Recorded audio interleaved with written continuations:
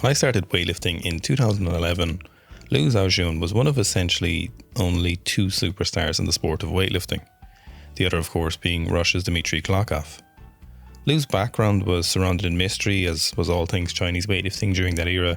Rumours of starting his career in athletics before switching to weightlifting at the late age of 14 circulated, alongside a childhood on the farm supporting his insane strength. Liu's presence at the 2012 Olympics brought his fame to many eyes, given his awesome physique with correspondingly high lifts to win gold. To top it all off, he performed a jerk portion of his lifting with a squat jerk, which to many was both aesthetically pleasing and outrageously impressive. Liu is one of the few lifters in history to snatch 100 kilos over body weight in competition, supported in part by his incredible back squat of 305 kilos. Done during his time as a 77, he likely weighed no more than 80 kilos, which puts that at a nearly 4 times bodyweight back squat. Certainly the Bulgarians for a period thought the back squat correlated strongly with the results in the snatch, leaving the clean and jerk to be supported by the front squat. However, I'd argue that the back squat is the foundation of both. Like everything Liu does, his back squat is done with style. You might even say his lifting is done with a sense of charisma. Liu lifts with a sense of confidence that many aspire to, and certainly inspired the young fridge before you. Certainly many agree, given that the videos of him squatting rank in the millions of views. Now, as far as we know, there is no video of the 305 kilo back squat. The heaviest video on record is a 275 kilo squat done in a training hall of the World Championships, a place where he is unlikely to be displaying his best back squat performance. However, there used to exist online a video of Liu failing a 300 kilo squat. There's a famous saying from Iron Mind, backs are to weightlifters as biceps are to bodybuilders, and no one exemplifies this more than Liu Xiaojun. Liu really and truly puts the back in back squat. If you take one thing from this video, it should be to aim to build a back as strong as Liu's.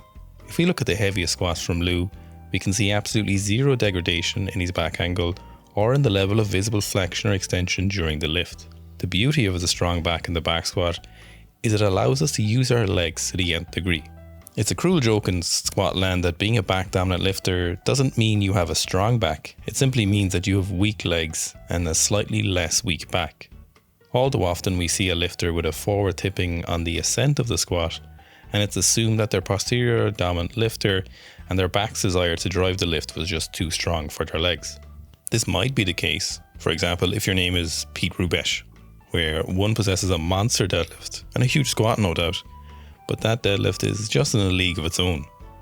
Then when we see upper back round and forward tip, we can say that the lifter is in a different order of magnitude.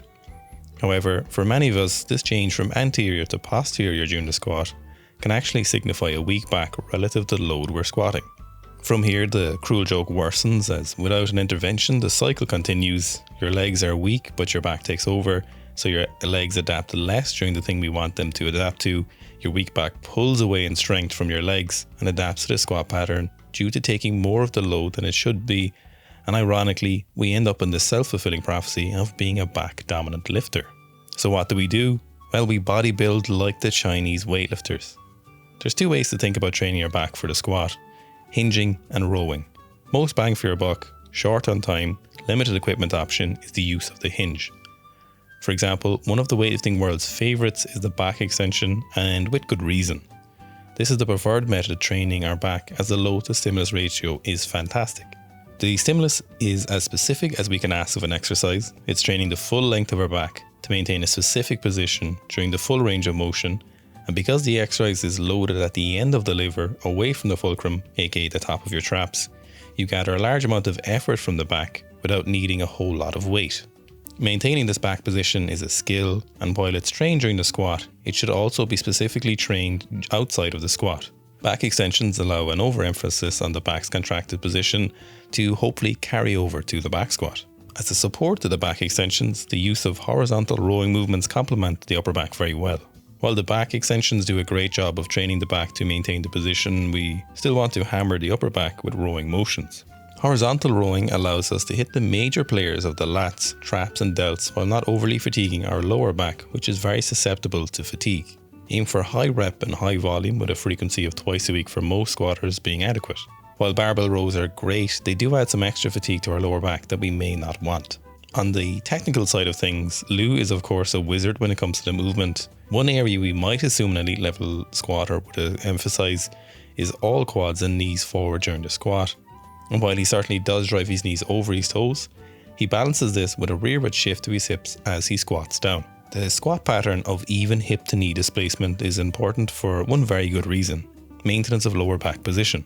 I'm not talking about removing butt wing for injury prevention, but about maintaining a strong lower back for a strong squat. As we squat, the hips need to go somewhere, and for some lifters this means a large amount of flexion occurs because there's no room for their hips to sit while being stacked well at the bottom of the squat. In a lifter with butt wink, the lower back does not have enough room to sit between the heels and maintain a consistent position. It stacks up like a slinky, which compromises the top of the back, leading to upper back flexion and forward bar deviation. So there's two options for us here. One is to squat with a wider stance and the hips can sit between the heels, and the other is to send the hips back as the knees move forward. By sending the hips back, which we give the lower back room to sit slightly behind the heels, but because we're driving our knees forward, we're still loading the quads and maintaining a strong back angle. The key here is to hit the right amount of rearward hip shift and forward knee travel. The added benefit from the rearward hip shift is that as we send the hips back, we increase the feeling of lower back contraction, so this mind-muscle connection increases our lower back stability. Now, it's quite simple. You don't need to think about how much your hips go back or forward. Simply think about moving your hips and your knees at the same time. Keep driving your knees forward and keep that emphasis on your hips moving back as those knees go forward, and you'll see how much it feels better on your squat. Now, you might not be able to look or squat as much as Lou, but you can strive to be close to him. Just don't take an EPO. As always, the squat series is brought to you by the Rotating Your Squat program. It is 8 weeks in length, 2 sessions per week. It is tough, but it will get you the results you need on your squat.